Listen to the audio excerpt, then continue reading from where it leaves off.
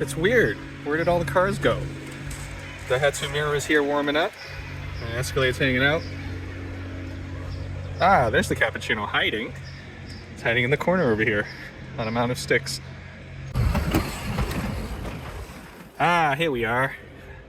Found the Atlas and I found my Cara. I mean, this is where it normally sits. All right, guys, today we have my 1992 Nissan Atlas 100.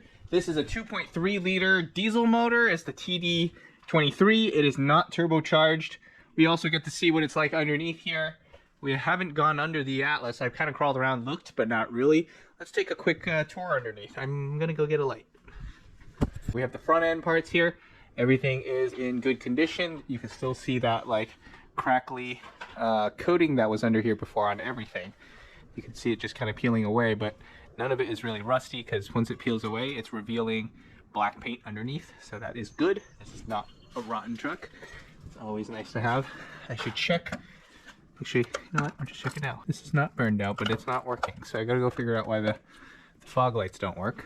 It's fine. Okay, so this is the oil pan. That's a nice convenient spot to drain oil. Where is the oil filter? Oh, the oil filter's tucked away in there. Well, that's not nice. I gotta take the shield off. How do I do that? My car is in the way right now. I should probably just wheel it outside, but let's continue looking around under here. Everything looks good under the shield. There's the drive shaft, the hoop. This is leaky. It looks pretty dry. That's good. There's all this stuff over there. That looks like the parking brake cable. The exhaust pipe, the drive shaft looks good. The tank has that crusty stuff peeling off of it, but that's just the coating on top. The leaf springs are good. The shock's good.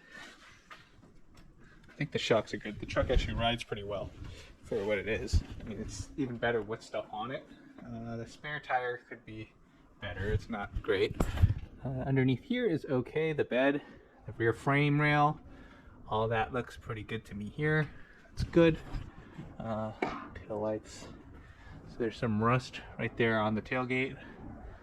Surface rust right at the edge there, but there's no rot, so that's good. Let's see what's on this side. You can see the frame rails under the bed box. That's pretty good.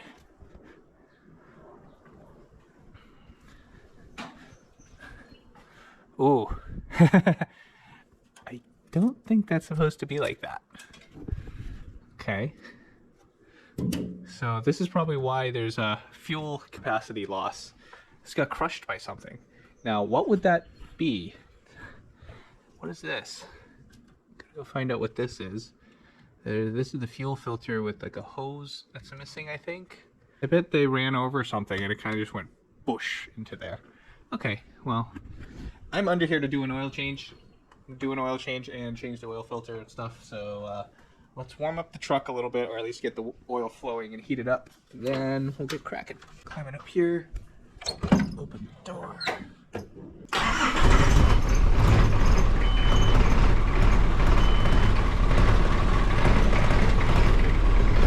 Starts right up. That's good. It's a healthy truck. We'll let this run a little bit and try not to fall. Yeah, you can look inside the wheel well here. This is pretty good in here too. Oh, diesel. Diesel stinks. Man, once in a while I'm reminded how crooked my lift actually is. You can see how like off to the left it is. It's like an inch higher on this side, maybe even more in this case. So I might get that fixed one day. The floor is lumpy. It's like uneven on this side, so I can't really fix it there. It's more of, I'm gonna lower these riser things a little bit so it picks it up evenly. It might not even matter. I might just leave it alone. I have enough things to do. First, I'm gonna start with taking these shields down. They are 12mm bolts.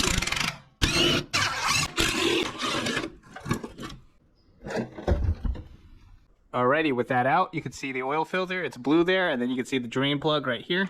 Let's take these things out. This is a 22mm drain plug. Let's get that up here. Oil's nice and black, like black ink here. Let's get this out of there and put fresh stuff in here. I actually have no idea how much came out because I looked it up and it said it needs about 6 liters or something.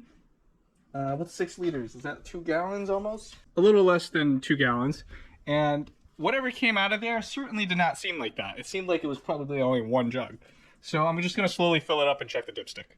Continuing the trend of finding oil filters like hulked on there with maximum torque, I had to go buy one of these doofickies. Hopefully this works. So the more you turn it, the tighter this thing gets. Let's see if it works. Oh, no, it slipped off. Let's try again.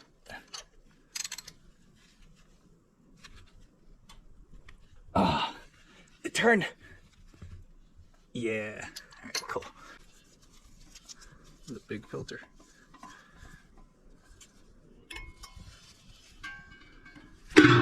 Whoa. Thing weighs a ton.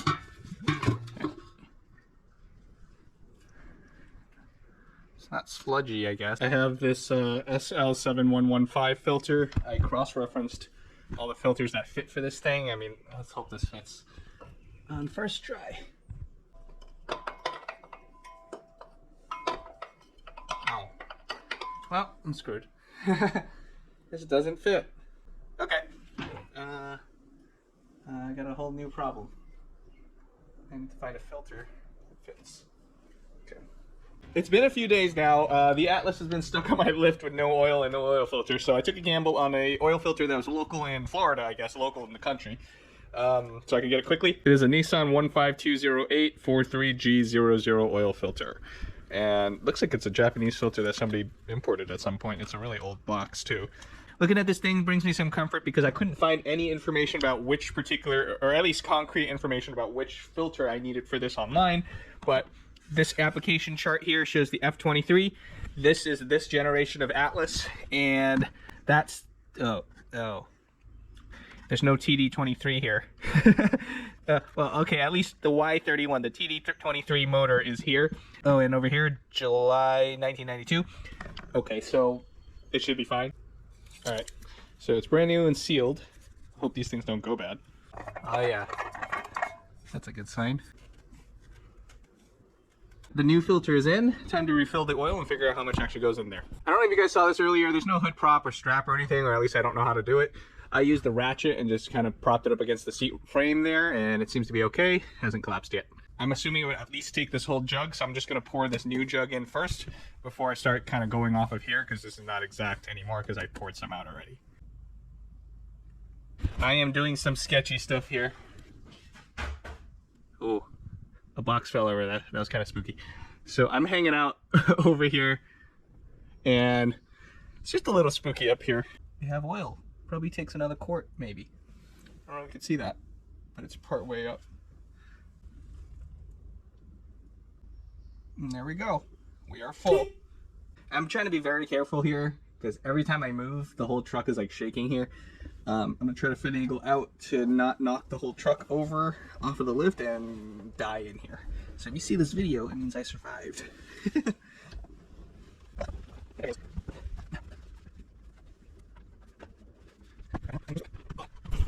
Yeah. All right, I am out.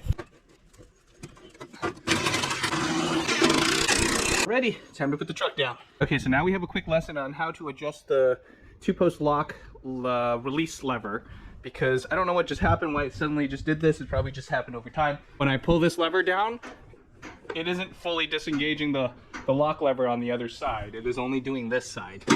So I took the cover off and exposed what it looks like back here. How it works is there's that cable right there that is actuated by that lever on the other side. It pulls on it, and then it pulls this round thing down, and then it pulls this over. This is what disengages that lock. That tooth comes out, so it's no longer inside holding on to stuff. Now, why did this become loose all of a sudden? I have no idea. Oops, I just got that thing off of the pulley too. I'm gonna make sure I put that back. Okay, so I have to adjust this thing and shorten the length of this cable. These ones happen to be 7mm nuts. I'll loosen both of them. I want this pin to be right at the end of that slot so there's no slack when this starts to actuate it. Now I'm going to tighten the nuts back on. this might be a problem where this will hit the pulley. I'm gonna have to double check this. I might have to slide this further up. Let's give it a try first. Pull that. Oh, it feels better. And both sides of the truck comes down evenly, the way it's supposed to. Uh-oh. Oh, crap. I forgot to close the door. My door just pushed down on the drill press table there and knocked a bunch of stuff over. Oh, my whole vise fell over. Oh, come on. Make sure I'm in neutral.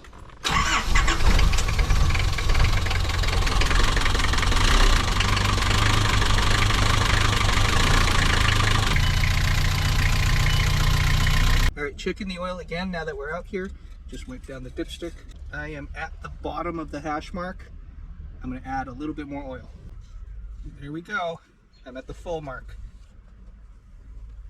Now to calculate approximately how much was in there. So this was up here at the 2.5, roughly. A little bit more than that. So 1 and 2. So 2 liters came out of this bottle.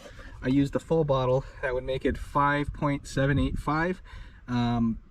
I believe this might be a 6-liter capacity because there's obviously some residual that's still in there. So that would account for the 0.2-ish, 0.215 liters of oil that didn't go in there because it's still here. Let's just say it's a 6-liter capacity if you can get it all out of the oil pan and everything. So 5.8-ish should be correct. I got the oil filter in there. That works the way it's supposed to. Nothing seems to be leaking. I'm gonna put this stuff back. I am not leaking anything, so that's very good. Very good. That's all matched up. Let's go for a test drive. Glow plugs. Still glowing. Still glowing. Hey, aren't you gonna shut off? There you go. Cool.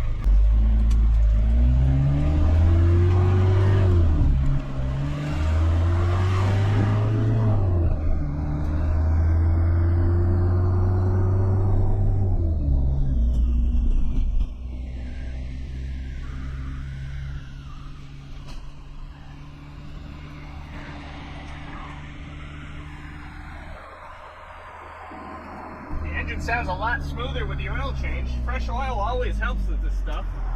So this is good. I have a few more things to do with this truck. I want to adjust all the door strikers on this. It seems like at some point somebody messed with all the doors. And, well, actually the driver's side is okay. But the passenger side door and like the other doors just don't really latch properly.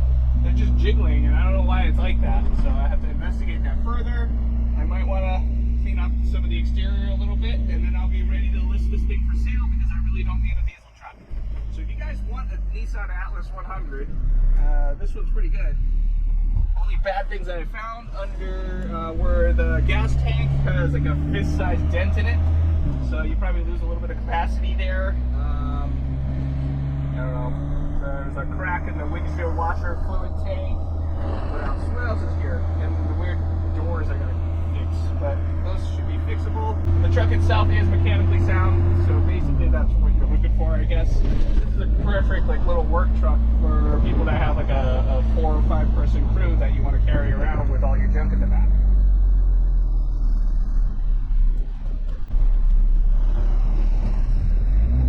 I got this thing rolling around and messing up my foot. Hey Simpson, race ya! Go apple! Go orange! Go banana! Go grapefruit! What the? It burns! I can't see! This Atlas is for sale. I haven't listed it yet. You can reach out if you want it. Just leave a comment, send me an email, something. That's it for today. Thanks for watching, guys. I hope you found this Atlas oil change video helpful because there's absolutely no Atlas videos that I saw when I was kind of searching for stuff, just even finding information about like the oil filter and stuff. So I hope you found this useful. Thank you for watching again, and subscribe, comment, all of that fun stuff. I'll see you guys next time. There's going to be plenty more car madness and, or in this case, truck madness, and definitely more truck madness in about a month.